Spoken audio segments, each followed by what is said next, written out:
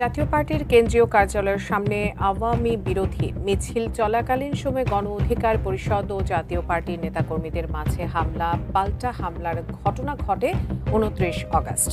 এ সময় মারাত্মকভাবে আহত হন গণ অধিকার পরিষদের সভাপতি নুরুল হক নূর।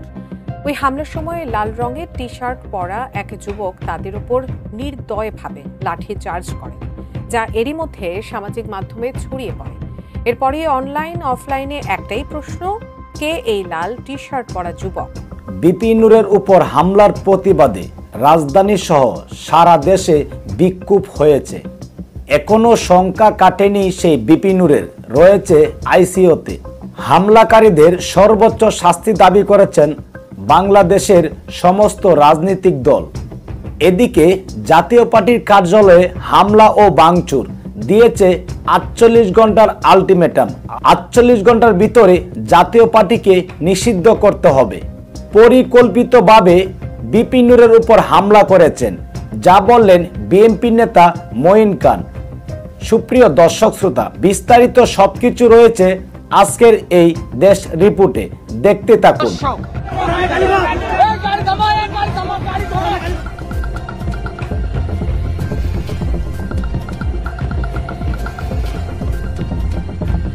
জাতীয় পার্টির কেন্দ্রীয় কার্যালয়ের সামনে গণ অধিকার পরিষদের আওয়ামী লীগ বিরোধী মিছিল চলাকালে উভয় পক্ষের নেতাকর্মীদের মাঝে পাল্টা হামলার ঘটনা ঘটে গত ২৯ আগস্ট শুক্রবার।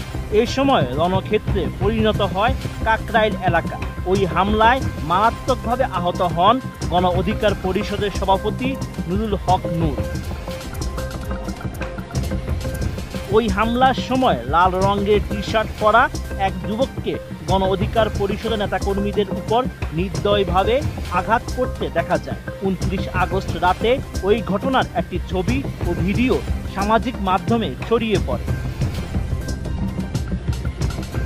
ভিডিওতে দেখা যায় লাল টি শার্ট পরা ওই যুবক গণ অধিকার পরিষদের সভাপতি নুরুল হক নূরকে বেধড়ক পেটাচ্ছেন। এই ঘটনায় তীব্র সমালোচনার পর পুলিশ এখন ওই যুবককে শনাক্ত করার জন্য কাজ শুরু করেছে।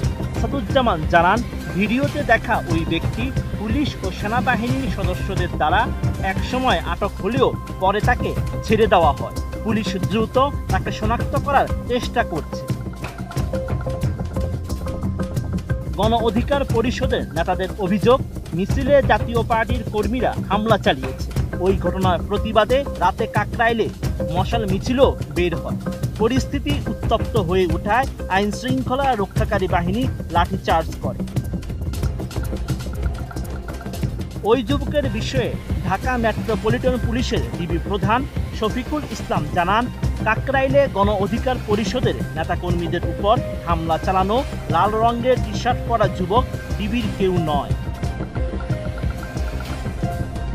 তবে লাল টি শার্ট পরা যুবকের পরিচয় দিয়ে সামাজিক মাধ্যমে একটি স্ট্যাটাস দিয়েছেন গণ অধিকার পরিষদের সাধারণ সম্পাদক রাশেদ খান। ফেসবুকে রাশেদ খান লিখেন, লাল শার্ট পরিহিত ব্যক্তি পুলিশের কনস্টেবল, তার নাম মিজানুর রহমান, বিপি নং 9717197243। নুরুল হক নূরের উপর হামলা চালিয়েছে সেনাবাহিনীর কতিপয় সদস্য।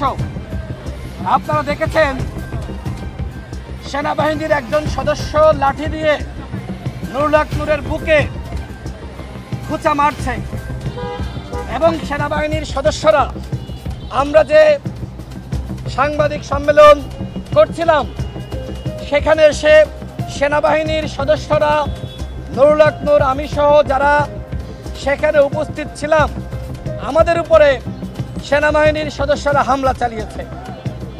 আমরা অতীতে সবসময় সেনাবাহিনীর পক্ষে বক্তব্য দিয়েছি, এখনও আমরা সেনাবাহিনীর বিরুদ্ধে বলছি সেটি নয়, কিন্তু সেনাবাহিনীর যে সকল সদস্যরা গতকাল আমাদের উপর হামলা চালিয়েছে, আমরা সেই সকল সেনা সদস্যদের বিরুদ্ধে আমরা প্রতিবাদ জানাচ্ছি।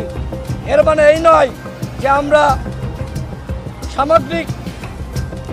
সমগ্র যে সেনাবাহিনী, সেই সেনাবাহিনীর উপর আমরা আসলে দায়িত্ব পাচ্ছি। বিপি নূরের মিছিল ভেঙে দিতে হবে, তাকে রোধ করতে হবে, কোনোভাবে যাতে কোনো পদক্ষেপ না নিতে পারে।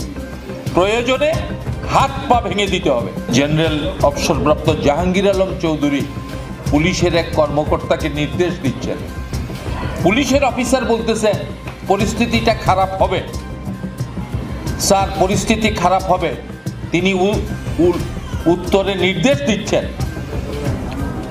যে কোনো মূল্যে রুখতে হবে, প্রয়োজনে হাত পা ভেঙে তাড়িয়ে দিতে হবে।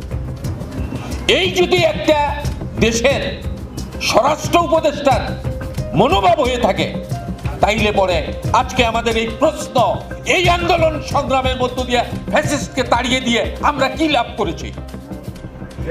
সংগ্রামী বন্ধুগণ, তিনি তার সেই বক্তব্যে বলেছেন, পুলিশ অফিসারকে বলেছেন যে এত বেশি বুঝেন না, প্রধান উপদেষ্টার নির্দেশ। সম্মানিত উপস্থিতি, এই পরিস্থিতির কারণে আপনারা দেখতে পাচ্ছেন আসিফ নজরুল মেডিকেল কলেজ থেকে পালিয়ে গেছে। এই পরিস্থিতির কারণে একজন উপদেষ্টাকে বিদেশে নাজেহাল হতে হয়েছে। আমরা এই বাংলাদেশ চাই নাই। আমাদের দল বারবার বলেছে দেশের এই সংকট নিরসনের জন্য নির্বাচনের বিষয়টি পদক্ষেপ নিয়ে আসেন। আমাদের নেতার সাথে লন্ডনে বসে ফেব্রুয়ারিতে নির্বাচনের তারিখ হয়েছে, এখনো সেসব ষড়যন্ত্র চলছে নির্বাচনকে বানচাল করার জন্য। বাংলাদেশে যদি নির্বাচন না হয়, বাংলাদেশের অস্তিত্ব বিপন্ন হবে। বাংলাদেশে যদি নির্বাচন না হয়, গণতান্ত্রিক দ্বারা বিপন্ন হবে বন্ধুগণ।